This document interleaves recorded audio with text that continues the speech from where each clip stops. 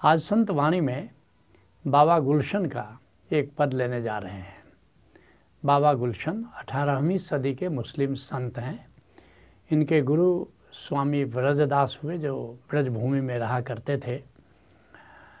कहते हैं संत गुलशन, मन मोहनी सूरत मोहन की, देखत जग लाग रही सपना।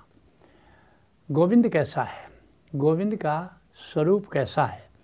कहते हैं मनमोहनी सूरत मोहन की, मन को मोह लेता है। बहुत सारे संतों ने कहा है ये बात कि सांवरी सूरत मोहनी मूरत। बहुत सारे संतों ने कहा है और इसका कारण है सांवली सूरत। जैसे बावरी साहिबा है, दिल्ली की संत हुई हैं। कहते हैं बावरी रावरी क्या कहिए। कहते हे गोविंद, आपके बारे में हम क्या कहें कि आप कैसे हैं। मन वय के पतंग भरे नित भावरी, मेरा मन पतंग हुआ जा रहा है और आपका फेरा लगा रहा है। भावरी जान ही संत सुजान, लेकिन गोविंद का फेरा कैसे लगाया जाता है, गोविंद का सुमिरन कैसे किया जाता है, ये जो सुजान सुविज्ञ जो संत होते हैं वे ही इस भेद को जानते हैं। जिन्हें हरि रूप हिये दर्शावरी, जो अपने हृदय में ही गोविंद का दर्शन करते हैं। सांवरी सूरत, गोविंद का रंग कैसा है? सांवला है। मोहनी मूरत, अब बहुत ही सुंदर है, शोभा है। कहते हैं सांवरी सूरत मोहनी मूरत देकर ज्ञान अनंत लखावरी। ये केवल संत इस भेद को जानते हैं जो अपने शिष्य को ज्ञान दे करके, अनुभव ज्ञान दे करके उस अनंत का दर्शन कराते हैं। खावरी सौह निहारी प्रभु, कहते हैं मैं शपथ पूर्वक कहता है, मैं सौगंध लेकर के, बावरी साहबा कहती है कि मैं सौगंध लेकर के ये बात कहती कि मैं उनको निहारती रहती हूँ। गति रावरी देख भई मति बावरी, और कहते हैं कि गोविंद की गति देख करके, गोविंद का स्वरूप देख करके मैं तो दीवानी हो गई हूँ, मैं तो पागल हो गई हूँ। तो ऐसे ही करीब करीब सभी संतों ने उसको सांवरी सूरत मोहनी मूरत कहा है। और इसके कुछ कारण हैं। क्या कारण है? वास्तव में गोविंद क्या है? जो निर्गुण संत हैं वो सब इस जीवंत आकाश को ही गोविंद कहते हैं कि ये सारा आकाश जिसे हम जड़ समझते हैं वास्तव में ये चेतन है। और ओशो कहते हैं जिस दिन आकाश की चैतन्यता को जानोगे उसी दिन परमात्मा को पहचानोगे। और यह जो आकाश है ये देखोगे तो नीला नीला दिखता है। जब ऊपर देखो ये नीला आकाश, ये नीलांबर स्वरूप है। तो ये नीलांबर की उपमा सांवली सूरत से की गई है। तो पहला कारण तो ये नीलांबर है। दूसरा क्या कारण है? जैसे बावरी साहब ने कहा कि अपने हृदय में, और संत जब हृदय कहता है तो उसका अर्थ अपने भीतर निराकार से, घटाकाश से। तो जो घटाकाश है, तो जब नूर का दर्शन करोगे, दिव्य आलोक का दर्शन करोगे तो सांवला सांवला दिखता है। तो ये भी कारण है कि उसको गोविंद को सांवला कहा जाता है, क्योंकि वास्तव में जिसे ज्ञानी आत्मा कहते हैं, वो संत कहते हैं, भक्त कहते हैं कि वो गोविंद का चरण कमल है, वो गोविंद ही है। तो ये जो घटाकाश है ये नूरानी है और इसको सांवला कहा गया है।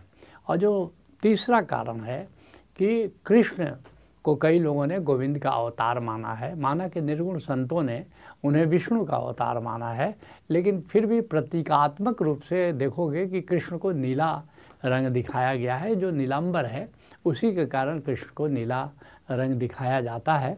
तो इसलिए भी सांवली सूरत मोहनी मूरत ये कृष्ण के लिए भी प्रयोग होता है, विष्णु के लिए भी प्रयोग होता है, राम के लिए भी प्रयोग होता है, क्योंकि ये विष्णु के ये सब अवतार हैं। और निर्गुण संत भी, क्योंकि आकाश नीलांबर है और फिर खास करके जो घटाकाश में उसकी छवि है, चरण कमल है, वो भी नीला नीला सा है, तो इसलिए उसको सांवला कहा जाता है। और बहुत ही सुंदर है। घटाकाश में जब दिव्य आलोक को देखोगे तो फिर देखते रह जाओगे। तो इसलिए भी सांवली सूरत मोहनी मूरत कहा जाता है। कहते हैं संत गुलशन कि मनमोहन सूरत मोहन की देखत जग लाग रही सपना। कहते हैं जब से ब्रह्म ज्ञान हुआ, जब से मैंने ब्रह्म का दर्शन किया, तब से तो ये जगत सपना लगता है, जगत तो एक माया लगता है। क्योंकि हकीकत में जो ब्रह्म है उसी की हकीकत है, वो सदा है।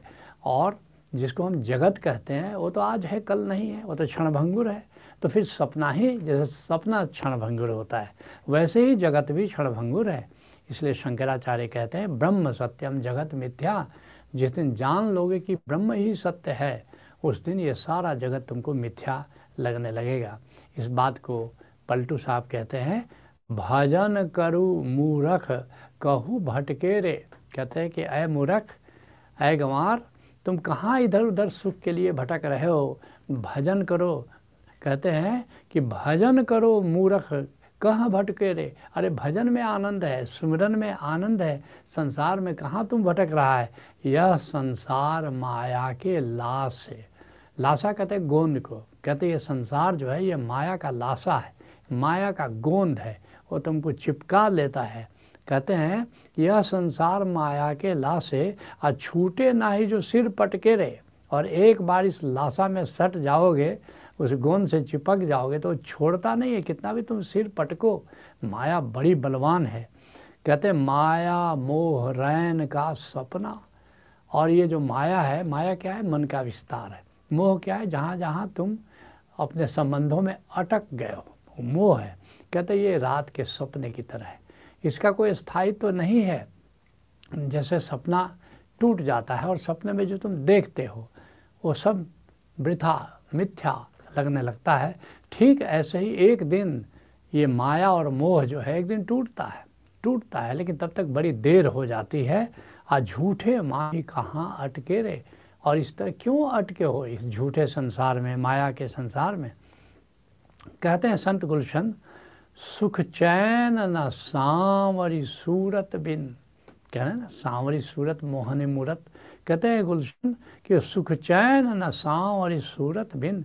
जब तक गोविंद का सुमिरन नहीं करते हैं, गोविंद का दर्शन नहीं करते हैं, कहते हैं कि मुझे चैन नहीं पड़ता है, मुझे आराम नहीं मिलता है। और सभी संतों ने प्रेम और विरह की बात की है। सच कहो तो विरह के बिना प्रेम शिखर नहीं छूता है। जिसके लिए कबीर साहब भी कहते हैं, तलफै बिन बालम मोर जिया। बिना गोविंद के, बिना प्रीतम के मेरा जी तड़पता है।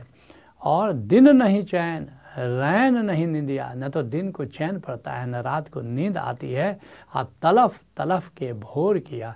बस ऐसे ही तड़पते हुए, करवट बदलते हुए कब भोर हो जाती है कुछ पता नहीं चलता। कहते हैं संत गुलशन, चित चंचल हरि के चरण लगे। और मेरा चित्त चंचल है, सबका चित्त चंचल है और इधर उधर मन भटकता रहता है। लेकिन वाह गोविंद की कृपा, गुरु की कृपा कि अब क्या हो गया है कि हरि के चरण में मेरा चित्त लग गया है। पहले भी मैंने बताया हरि का चरण क्या है? ये जो आत्मा है, ये घटाकाश है। इसी को संतों ने, भक्तों ने गोविंद का चरण कमल कहा है। कहा कि बस इसमें मेरा मन अब लग गया है। जिसके लिए पलटू साहब कहते हैं, जिसके लिए गुरु अर्जुन देव जी कहते हैं, ऐसी प्रीत करो मन मेरे, आठ पहर प्रभु जानो नेरे। ऐसी प्रीत करो गोविंद के लिए, गोविंद के प्रति, कि आठों पहर वो पास ही है। कुछ लोग कहते हैं कि 7वें आसमान पर गोविंद रहता है। नहीं, 7वें आसमान तक उसका विस्तार तो अनंत है, लेकिन हमारे आस पास ही रहता है। हमारे चारों तरफ से ये जो जीवंत आकाश और फिर घटाकाश में भी वो विद्यमान है। पास से भी पास है और दूर से भी दूर है। कहते हैं गुरु अर्जुन देव जी इसको, ऐसी प्रीत करो मन मेरे, आठ पहर प्रभु जानहु नेरे। कह नानक जाके निर्मल भाग, हर चरनी ताका मन लाग। लेकिन सबका मन गोविंद के चरण कमलों में नहीं लगता है। जो सौभाग्यशाली है, केवल उसी का चित्त गोविंद के चरण कमलों में लगता है। कहते हैं संत गुलशन, चित चंचल हरि के चरण लगेओ, रसना लगे प्रिय नाम ही जपना। चित्त, हमारा मन तो गोविंद के चरण कमलों में लगा है और हमारी जिह्वा उसका नाम जपती है। क्योंकि सुमिरन के कई स्टेज हैं। पहला है कंठ से सुमिरन, जिह्वा से सुमिरन, दूसरा है मन से सुमिरन, तीसरा है हृदय से सुमिरन और चौथा है साक्षी होकर के सुमिरन। लेकिन शुरुआत तो करनी पड़ेगी रसना से, कंठ सुमिरन से ही बात शुरू करनी पड़ेगी। कहते हैं रसना लगी प्रिय नाम ही जपना, जिसको शेख भीखन कहते हैं कि रसना रमत सुनत सुख श्रमना।